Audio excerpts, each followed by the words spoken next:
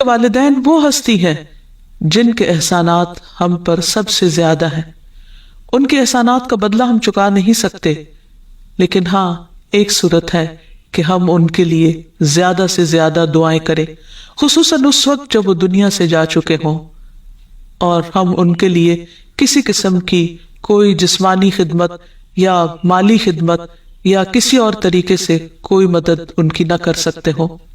اللہ سبحانہ وتعالیٰ کو دعا کرنا بہت پسند ہے. اللہ تعالیٰ فرماتے ہیں وَقَالَ رَبُّكُمُ ادْعُونِي أَسْتَجِبْ لَكُمْ، اور تمہارے رب نے فرمایا کہ مجھ سے دعا کرو، میں تمہاری دعا قبول کروں گا. تو اللہ سبحانہ وتعالیٰ نے خود ہمیں حکم دیا ہے کہ مجھ سے مانگو، تو ہمیں اللہ سبحانہ وتعالیٰ کی اطاعت کرتے ہوئے مانگتے رہنا چاہیے. اور ویسے بھی ایک اور آیت میں آتا ہے وَإِذَا سَأَلَكَ عِبَادِي عَنِّي، اور جب آپ سے میرے بندے میرے بارے میں پوچھیں، یعنی اللہ سبحانہ وتعالیٰ کے بارے میں کہ ہمارا رب کہاں ہے، ہم اس سے کیسے دعا کریں، تو آپ ان کو بتائیے فَإِنِّي قریب، میں تو قریب ہوں، بہت قریب، دور نہیں ہوں، بیچ میں کسی اور کو لانے کی ضرورت ہی نہیں، سب سے زیادہ تو میں ہی تمہارے قریب ہوں. اجیب دعوت الداعی اذا دعانی، میں پکارنے والے کی پکار کا جواب دیتا ہوں جب بھی وہ مجھے پکارتا ہے، دن کو پکارتا ہے یا رات کو پکارتا ہے، غم میں پکارتا ہے یا غصے میں پکارتا ہے، بھوک میں پکارتا ہے یا بیماری میں پکارتا ہے، جب بھی پکارتا ہے میں اس کی پکار سنتا ہوں. تب اس کو کیا چاہیے کہ فَلْيَسْتَجِيبُوا لِي، چاہیے کہ وہ بھی میری بات مانے، یعنی اگر وہ چاہتے ہیں کہ ان کی دعائیں سنی جائیں تو انہیں میری اطاعت کرنی چاہیے. وَلْيُؤْمِنُوا بِي، اور چاہیے کہ مجھ پر ایمان لائیں، مجھ پر اعتماد کریں، مجھے اپنا رب مان لیں. لَعَلَّهُمْ يَرْشُدُونَ، شاید کہ وہ سیدھی راہ پائیں، ان کو صحیح راستہ مل جائے. ہوتا یہ ہے کہ جب انسان کی زندگی میں کوئی مشکل آتی ہے تو اس کے پیچھے کوئی مقصد ہوتا ہے، کوئی حکمت ہوتی. اللہ سبحانہ وتعالیٰ اپنے بندے کو اپنے اور قریب کرنا چاہتا ہے، اس لیے وہ اس کو کسی نہ کسی ایسے دکھ، تکلیف یا پریشانی میں مبتلا کر دیتا ہے تاکہ بندہ اپنے رب کی طرف رجوع کرے، اس مشکل پر صبر کر کے اجر پائے، اللہ تعالیٰ کی طرف رجوع کر کے اور زیادہ دعا مانگے، کیونکہ دعا عبادت ہے. الدعاء هو العبادہ، اللہ سبحانہ وتعالیٰ کے نزدیک نہایت پسندیدہ، اس لیے ہمیں کثرت سے پکارتے رہنا چاہیے. اور جب بھی ہم دعا مانگے تو اس سے پہلے اللہ تعالیٰ کی حمد و ثنا ضرور بیان کرے. ایک حدیث میں آتا ہے عبداللہ بن مسعود رضی اللہ عنہ کہتے ہیں کہ میں نماز پڑھ رہا تھا اور نبی صلی اللہ علیہ وسلم، ابو بکر اور عمر ایک ساتھ تھے. جب میں بیٹھا تو اللہ تعالیٰ کی حمد و ثنا بیان کی، پھر نبی صلی اللہ علیہ وسلم پر درود بھیجا، پھر اپنے لیے دعا کی تو نبی صلی اللہ علیہ وسلم نے فرمایا مانگو عطا کیا جائے گا، مانگو عطا کیا جائے گا. تو اس سے پتہ یہ چلتا ہے کہ دعا سے پہلے اللہ تعالیٰ کی حمد و ثنا بیان کرنا ضروری ہے. اللہ تعالیٰ کی حمد و ثنا کے بے پناہ کلمات ہیں، لیکن آج ہم ان کلمات میں سے ایک کلمہ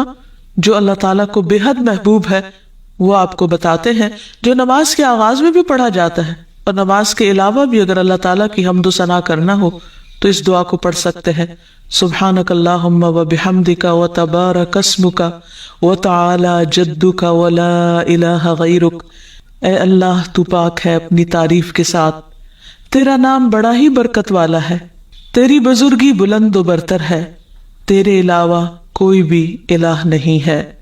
تو بہرحال والدین کے لیے دعا کرنے سے پہلے اللہ سبحانہ وتعالیٰ کی حمد و ثنا بیان کیجئے، پھر نبی صلی اللہ علیہ وسلم پر درود بھیجئے، اور پھر اپنے ماں باپ کے لیے دعائیں کیجئے، کیونکہ یہ اللہ تعالیٰ کا حکم بھی ہے. وَقُلْ رَبِّ ارْحَمْهُمَا كَمَا رَبَّيَانِي صَغِيرًا، اور آپ کہہ دیجئے اے میرے رب ان دونوں پر رحم کیجئے، یعنی والد پر بھی اور والدہ پر بھی، جیسے انہوں نے مجھے چھوٹا سا پالا تھا، بچپن میں پالا تھا، جب میں نہ خود کھا سکتا تھا نہ پی سکتا تھا اور نہ خود اپنے آپ کو صاف کر سکتا تھا، تو انہوں نے دن رات بغیر کسی وقفے کے میری خدمت کی. تو اے رب اب جب کہ وہ بڑے ہو گئے ہیں، وہ تیری رحمت کے محتاج ہیں، تو ان پر رحمت فرما اور ان کی مشکلات آسان فرما. پھر اسی طرح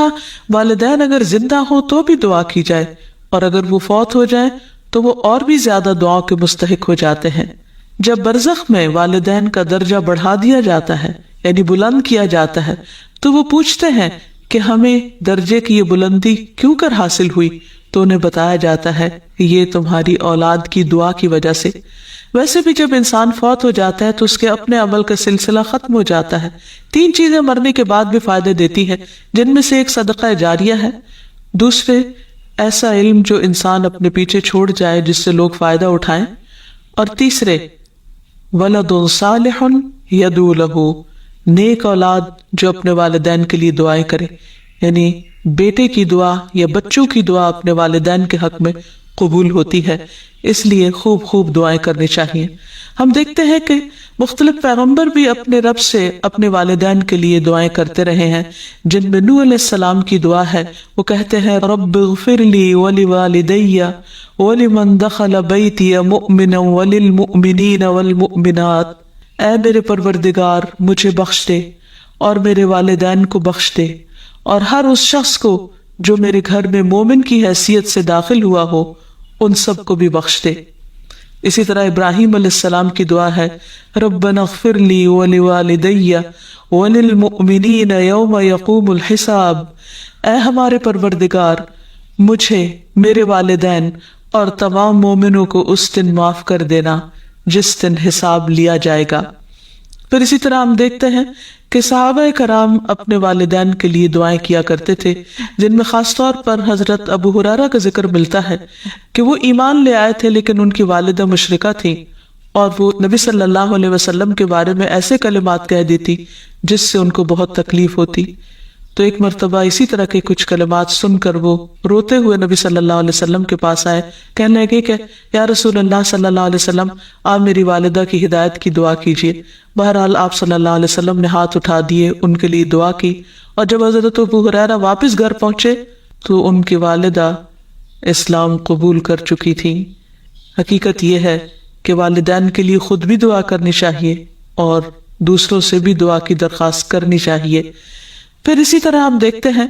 کہ ایک مرتبہ ابو ہریرہ جب اپنے وطن پہنچے تو بڑی اونچی آواز میں کہا اماں جان السلام علیک ورحمۃ اللہ وبرکاتہ۔ انہوں نے جواب دیا وعلیک السلام ورحمۃ اللہ وبرکاتہ۔ پھر ابو ہریرہ کہنے لگے اللہ تعالیٰ آپ پر رحم فرمائے جیسے کہ آپ نے بچپن میں میری پرورش فرمائی۔ ان کی والدہ نے جواب دیا اے میرے بیٹے، تمہیں بھی اللہ تعالیٰ بہترین جزا دے اور تم سے راضی ہو جیسا کہ تم نے میرے ساتھ بڑھاپے میں نیک سلوک کیا۔ حقیقت یہ ہے کہ ہم پر انسانوں میں سے سب سے بڑا احسان ہمارے والدین کا ہے۔ اللہ سبحانہ و تعالیٰ نے اپنے حق کے بعد سب سے بڑا حق ہمیں والدین ہی کا بتایا ہے۔ اللہ تعالیٰ نے بنی اسرائیل سے پکا عہد لیا تھا۔ قرآن مجید میں آتا ہے وَإِذْ أَخَذْنَا مِيثَاقَ بَنِي إِسْرَائِيلَ لَا تَعْبُدُونَ إِلَّا اللَّهَ وَبِالْوَالِدَيْنِ إِحْسَانًا، اور وہ وقت یاد کرو جب ہم نے بنی اسرائیل سے یہ پختہ عہد لیا کہ تم لوگ اللہ کے سوا کسی کی عبادت نہ کرو گے اور والدین کے ساتھ احسان کرو گے۔ تو حقیقت یہ ہے کہ والدین کے ساتھ احسان کرنا اس لیے ضروری ہے کہ ہم ان کا حق ادا نہیں کر سکتے جتنی وہ محبت کے ساتھ ہمیں پالتے ہیں۔ بچے والدین کی خدمت عزت کرتے بھی ہیں تو بعض اوقات مشکل میں پڑ کر بد دلی کے ساتھ، اس محبت کے ساتھ نہیں جو والدین کی محبت اپنی اولاد کے لیے ہوتی ہے، اور وہ ہر کام خوشی خوشی کرتے ہیں۔ والدین اپنے بچوں کے بڑا ہونے کی دعائیں مانگتے ہیں، لیکن جب والدین بوڑھے ہو جاتے ہیں تو بچے ان کے خیر و عافیت کے ساتھ دنیا سے رخصت ہونے کی دعائیں مانگتے ہیں۔ والدین میں سے بھی خاص طور پر ماں کا حق ادا کرنا اور بھی زیادہ ضروری ہے، کیونکہ باپ کے مقابلے میں بچے کی پیدائش، تعلیم اور تربیت میں ماں کا حصہ اور ہاتھ زیادہ ہوتا ہے، وہ تکلیفیں بھی زیادہ اٹھاتی ہے۔ اور والدین کے لیے دعائیں کرنے کے ساتھ ساتھ ان کے ساتھ ادب اور احترام کا سلوک بھی کرنا چاہیے، خواہ وہ مسلمان نہ بھی ہوں، خواہ وہ اللہ تعالیٰ کے فرما بردار نہ بھی ہوں۔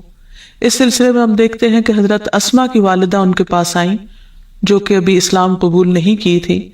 تو وہ نبی صلی اللہ علیہ وسلم کی خدمت میں حاضر ہوئی اور پوچھا کہ میری والدہ میرے پاس آئی ہیں اور بہت رغبت کے ساتھ مجھ سے ملنا چاہتی ہیں، تو کیا میں ان سے مل سکتی ہوں، ان کی مدد کر سکتی ہوں؟ تو آپ نے فرمایا تھا صلی امکی،